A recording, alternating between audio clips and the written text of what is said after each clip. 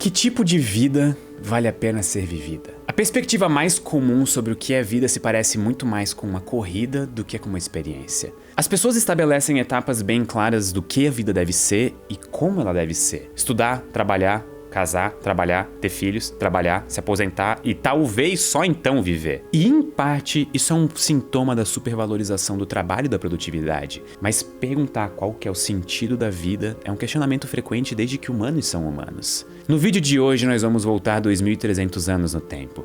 Nós vamos direto para Atenas, na Grécia Antiga. O lugar mais popular da época foi provavelmente a Ágora de Atenas, um espaço público muito importante e cheio de vida onde comerciantes dividiam o espaço com espetáculos de discussões acaloradas sobre política, a vida e filosofia. Mas nem tudo que sobrou da Ágora foram as suas ruínas. Muitas das ideias que foram colocadas a teste naquela época conseguiram sobreviver por todos esses anos. Em uma área especial da Ágora havia a chamada Stoa Poikile, ou ainda o Pórtico Pintado, que foi onde Zenão de Sítio começou a expor as suas ideias que mais tarde levaram ao estoicismo. Sim, estoicismo vem de Stoa. Zenão foi uma pessoa bastante azarada. Numa das anedotas sobre a sua vida dizem que ele era um comerciante bastante rico e próspero, até que ele fez uma viagem de barco pelo mar Mediterrâneo. Durante essa viagem ele enfrentou uma forte tempestade e perdeu todos os seus bens materiais, restando apenas a sua própria vida. Diante de uma situação que faria muitos desistirem de tudo e de todos, Zenão encontrou outro caminho.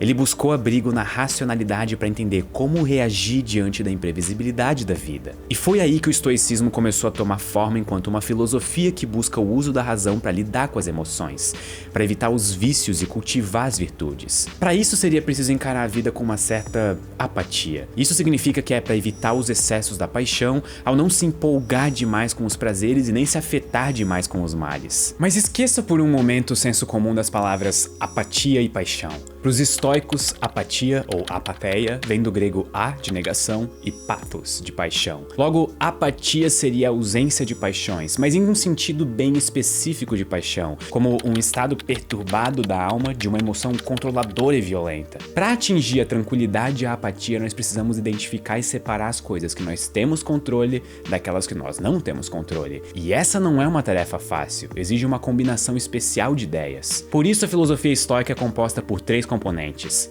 ética, lógica e física. Mas não no sentido moderno dessas palavras. Não esqueçam que nós estamos na Grécia Antiga. Apesar da ética ser a parte da filosofia estoica que mais chama a atenção das pessoas, o estoicismo é uma estrutura complexa de ideias. Para nos ajudar a entender isso, nós geralmente recorremos a Diógenes Laércio, que foi um importante biógrafo da filosofia grega. Ou melhor, um dos maiores fofoqueiros de todos os tempos. Em uma das suas obras, ele escreve que os estoicos viam a filosofia como uma criatura viva em que os ossos são a lógica, a carne é a ética e a alma é a física. Os estoicos acreditavam em um universo perfeitamente ordenado e harmônico, em que tudo tem uma razão de ser e está pré-determinado. As leis desse universo estão distribuídas em todos nós de forma consistente e eterna. Nesse sentido, eles tinham uma visão determinística sobre o mundo. O universo seria uma estrutura constituída como uma grande teia de causas e efeitos, de forma que o estado presente é o resultado de uma cadeia de causas passadas, e essa sequência de causas é inescapável. O universo segue o seu curso independente de nós. Mas ao mesmo tempo em que isso pode soar assustador,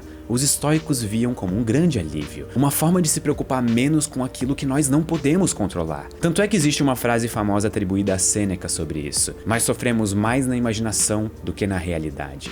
Se os acontecimentos do universo não são seus e nem estão sob o seu controle, então tudo que cabe a você é ser racional o suficiente para lidar com as suas próprias reações e emoções diante do inevitável curso da vida. Você não pode controlar 99% das coisas que vão acontecer com você, mas você pode controlar como você reage a elas. Por exemplo, você pode controlar como você reage quando eu digo que esse moletom que eu estou usando já está disponível na minha loja e que você tem 10% de desconto na primeira compra usando o cupom LOS10. Vocês podem reagir clicando no link da descrição ou indo acessar uselos.com.br. Por essa vocês não esperavam.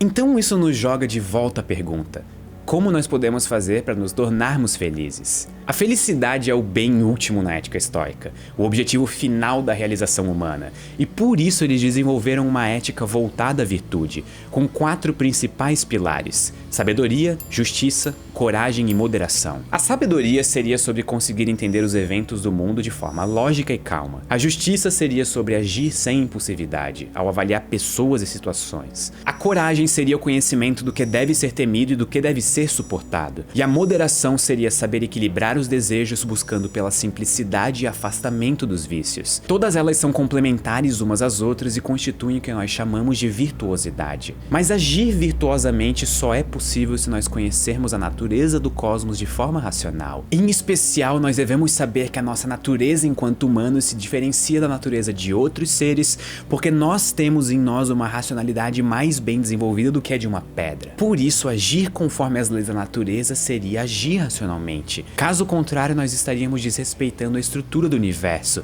indo contra o inevitável fluxo de acontecimentos, e isso é uma violação das leis físicas e lógicas. A vida, a beleza, a força, a reputação e a riqueza e os seus opostos, a feiura, a dor, a fraqueza e a pobreza, são indiferentes. Elas não possuem nelas mesmas nenhum valor positivo ou negativo. Somos nós que fazemos delas boas ou ruins. Por isso nós devemos ser apáticos sobre os acontecimentos que nos são impostos. Mas a apatia não é sobre rejeitar as emoções, e sim sobre saber controlá-las. Não é sobre ser passivo diante do mundo, mas saber diferenciar até onde você pode agir. O mundo é opaco e as leis da natureza são invencíveis, mas isso não tira de nós a responsabilidade das nossas ações. Nós não podemos controlar doenças, mas nós podemos fazer escolhas saudáveis e evitá-las. Mas mesmo assim, se por um acaso um dia nós ficarmos doentes, nos resta aceitar com coragem e sabedoria. Não temos controle sobre as ações dos outros, se eles nos xingam, se eles amam a gente, mas nós podemos evitar a raiva e cultivar a justiça e a moderação. Tudo que nos acontece é um empréstimo do universo, inclusive a vida. Ser sábio é reconhecer isso com coragem. É saber que nós podemos ter glória sem ser gloriosos, assim como nós podemos perder sem ser perdedores. Com o passar dos anos, o estoicismo se espalhou para além da Grécia Antiga. Ele passou a florescer principalmente em Roma, com Sêneca, Epiteto e o imperador Marco Aurélio. Tudo que nós sabemos de Epiteto, o escravo, são os relatos dos seus discípulos, porque ele não deixou nada escrito. Apenas Sêneca e Marco Aurélio deixaram obras autorais. No caso de Marco Aurélio, seu livro Meditações parece ter sido escrito como uma espécie de diário sobre como lidar e aperfeiçoar as suas atitudes, quase como orientações para ele mesmo conseguir levar adiante a sua vida enquanto imperador romano. E cada um deles teve uma vida particularmente difícil. Sêneca foi condenado a tirar a própria vida.